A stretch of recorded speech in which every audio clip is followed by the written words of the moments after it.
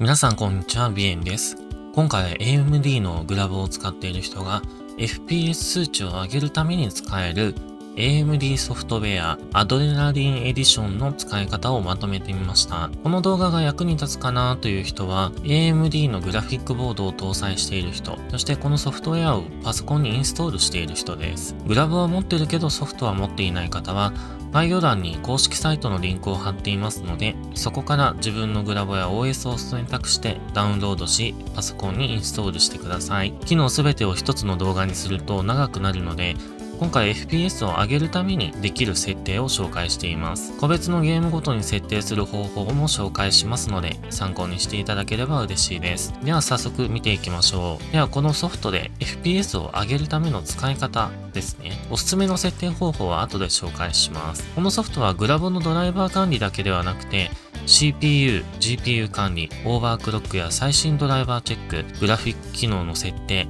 キャプチャー機能、スマホやタブレットとのリンクなど、一つのソフトでやりたいことがほぼ全部できてしまいます。グラフィックの主な設定はこんな感じです。一緒に使えない機能も複数ありますので、簡単に機能や効果を紹介していきます。説明画面で表示される FPS 数値に関しては、あくまでも僕個人の環境の場合ですので参考程度に見ておいてください。まず、ラデオンスーパーレゾリューション RSR と呼ばれていることが多い機能です。これはゲームの設定で解像度を落としても、ドライバー側がモニターの最大解像度に調整して映像を映してくれるといった機能になってます。この機能のメリットは、どんなゲームでも使えること、そして必ず FPS が向上するということです。デメリットとしては、今表示されている機能は同時に使えなくなることくらいかなと思います。映り方の綺麗さというのは比較してみてもそこまで変わりません。そして変わらないのに30くらい平均 FPS が上がります。細かい検証は別の動画にまとめていますので、ぜひそちらも見てみてください。次。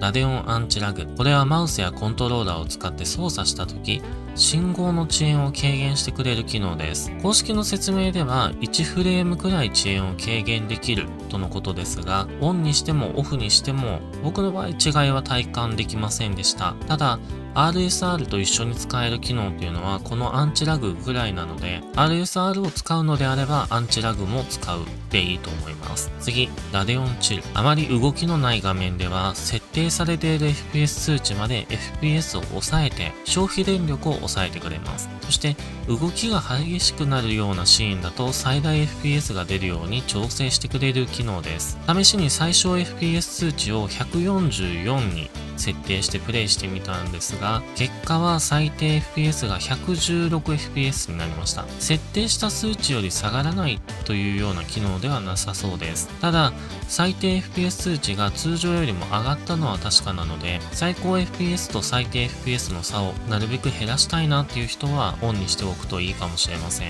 次、ラデオンブースト。サポートされているタイトルでのみ使用できる FPS を上げるための機能です。平均 FPS を上げたい人はこの機能か RSR どちらかを使うことになります。ざっとですが、今表示している人気ゲームは全て対応しています。公式サイトには FPS が 20% ほど向上すると記載されていました。というわけで対応しているフォートナイトを競技設定でプレイしてみた結果を比較します。フォートナイトをプレイした限り平均と最高は 10fps くらいアップしたかなと思います。注意しておきたいのはアンチラグ、チル、ブーストは同時に使うことができないという点です。次。ラデオンイメージシャープニング。これはゲーム画面をより細かく描写してくれる機能です。これも RSR と一緒には使えません。オンにするとこんな感じの映像になります。岩の画面を比較してみると、より輪郭部分がはっきりしているのがわかると思います。この機能はオンにすると多少なんですが FPS に影響が出ました。オンにしてシャープニングの数値を80にすると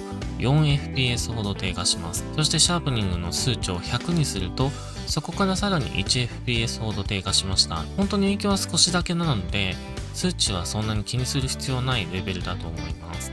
次、ラデオンエンハッシュドシンク、そして垂直リフレッシュを待機です。どちらもゲームの FPS がディスプレイのリフレッシュレートを超えた時に発生するちらつきを抑える効果があります。ちなみに、エンハッシュドシンクの方はオンにしても FPS は制限されません。でも、垂直リフレッシュを待機をオンにするとモニターの最大リフレッシュレートに FPS 数値が制限化されます。僕の環境ではちらつきが気になったことはないですが、もしちらつきが気になるようならオンにしてゲームを試してみるのもいいかもしれません。次にコード設定です。ここは FPS を上げるというよりも、より映像をきれいに見せるための設定が多くて、オンにすると FPS が下がるものが多いので、基本全部オフでいいと思います。映像をもっと綺麗に表示させたいって思う人はいろいろオンにして試してゲームをしてみるといいます。一部テッセレーションモードのみオフにするためにはアプリケーション設定をオーバーライドする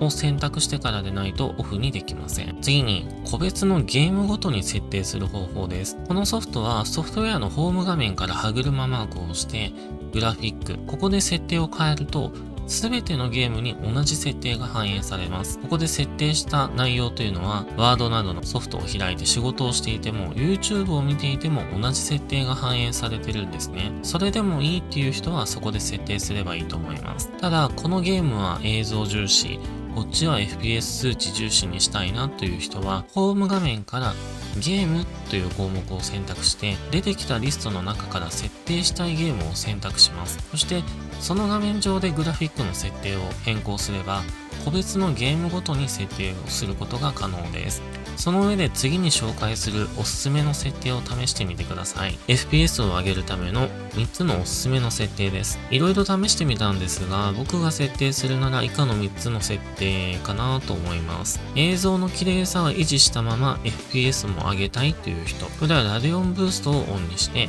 ラデオンイメージシャープニングを使います。ラデオンブーストで FPS を少し上げながらターゲットやテクスチャーの輪郭をはっきりさせるための設定です。次、映像をくっきりさせて最低 FPS を底上げして振れ幅を抑えたいという人。これはラデオンチルとラデオンイメージシャープニングを使います。チルで最低ラインの FPS 数値を底上げして FPS の上下幅を狭めます。そして同時に見た目も少しくっきりさせることができます。次、解像度は若干下げて平均 FPS をもっと上げたい人ですね。これは RSR とアンチラグを使います。解像度の指定で PC の負荷を下げて RSR で使用しているディスプレイの解像度に引き上げます。FPS はその分負荷が下がるので上がります。同時にマウスやキーボードのコントロール遅延を抑える設定です。最後にまとめです。今回は AMD ソフトウェアアドレナリンエディションのグラフィック設定の紹介とおすすめの使い方をお伝えしました。これは2022年7月時点でのおすすめの設定です。